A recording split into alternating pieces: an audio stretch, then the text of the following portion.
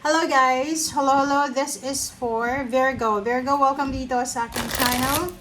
Kapalaran 888. Welcome guys. Alamin natin kung anong messages, vibration, gabay energy para sa inyong lahat. So this is weekly tarot reading. So first week tayo ng April 2026 Virgo. Please comment down below if you resonated. Okay? So this is for Virgo. Okay, number 5, number 33, which is number 6. The message is, the clover leaf is barrier of good tidings. Wow. So, if you are Virgo na meron kang mga pinagdadaanan, na kung ano-ano mga issue sa buhay mo, this week, sinasabi ng barahan na you will receive a financial news, but sinasabi ng bara sa'yo dito na if you are looking for an opportunities, make sure na kung hindi ka sigurado, wag kang gagawa ng desisyon sa linggong ito. So, just let go, let it flow, parang ganon sa linggong ito. Kung hindi ka sigurado. Alright, so let's check another one. Okay, Virgo, number 7. Okay, number 7, lilies. So, yun, sabi ng bara sa'yo dito, Virgo, na sa linggong ito ay there's a good news about good luck, good fortune, money. There's a good news about happy life.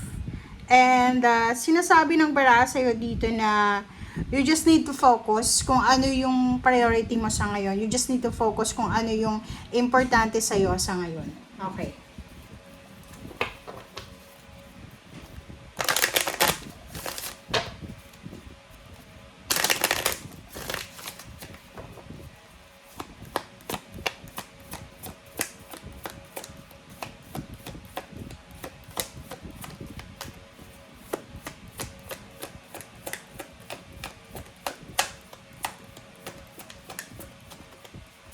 Okay. So, Virgo, this is a transformation card. So, sinasabi ng barahan na isang pagbabago ang posibleng magaganap sa buhay mo sa linggong ito. Maybe you are traveling, maybe you are relocating, maybe you are changing your career.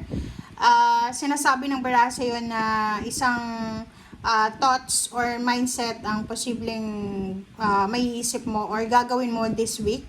So, nakikita ko sir dito na you are preparing. So, naghahanda ka sa linggong ito para sa nalalapit mong plano or kung ano pa man. So, just comment down below if you are resonated dyan.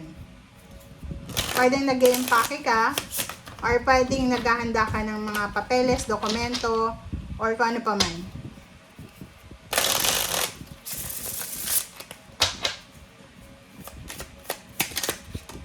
Okay, first card natin is Page of Coins. So, yun. Page of Coins and 7 of Clover.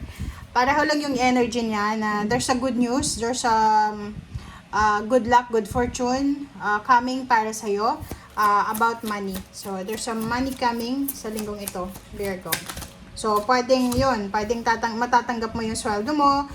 It's either back pay, bonuses, payments, payouts, or kano pa man. So, sinasabi ng barahan na in terms of finances, sa linggong ito Virgo ay wala kang masyadong issue, wala kang masyadong problema, you're flexible, kaya mong balansehin yung salapi, there's incoming, there's outgoing na finances, may mga bills, may mga kailangan kang bayaran, but sinasabi ng barahan sa'yo dito na okay lang yan, okay?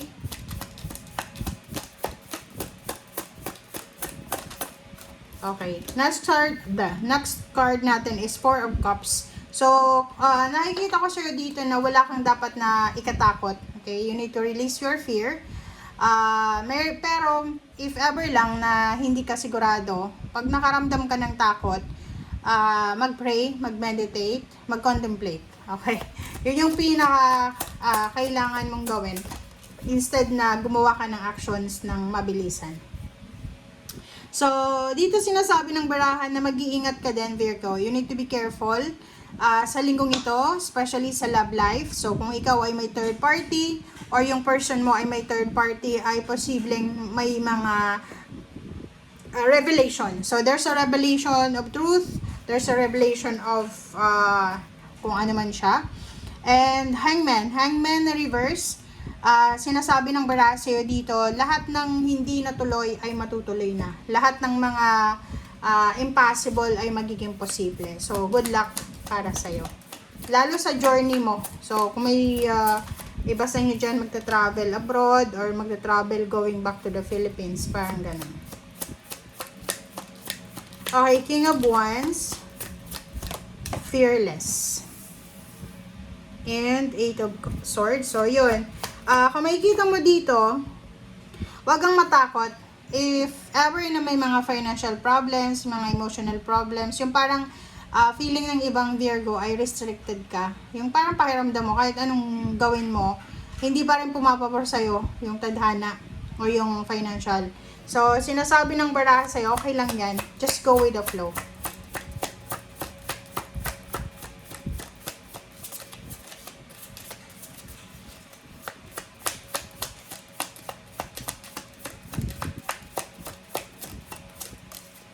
Okay. Reverse.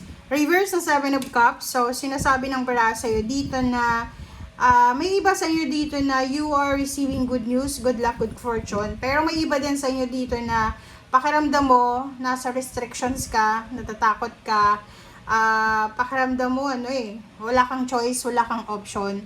So, it's either dalawang klase ng Virgo ito. Yung isa ay sobrang happy, sobrang contented kasi may good news siya na makukuha this week na pwedeng magdala ng pagbabago sa buhay niya and happiness. Good news.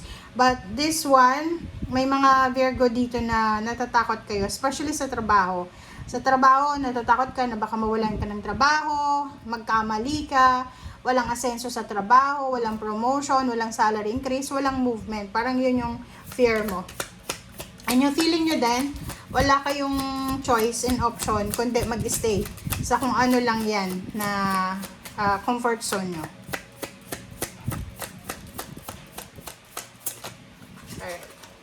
Next card natin is Page of Swords. So, yung Page of Swords natin, this is all about future.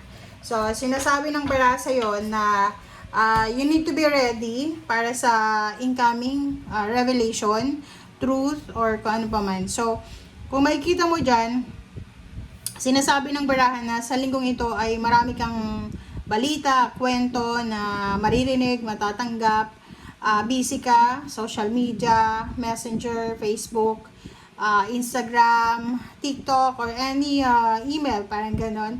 Busy ka na, kumbaga, sa pakikipag-usap. There's parang several parties na nag-chat ganyan. Okay? So, thank you guys. Bye!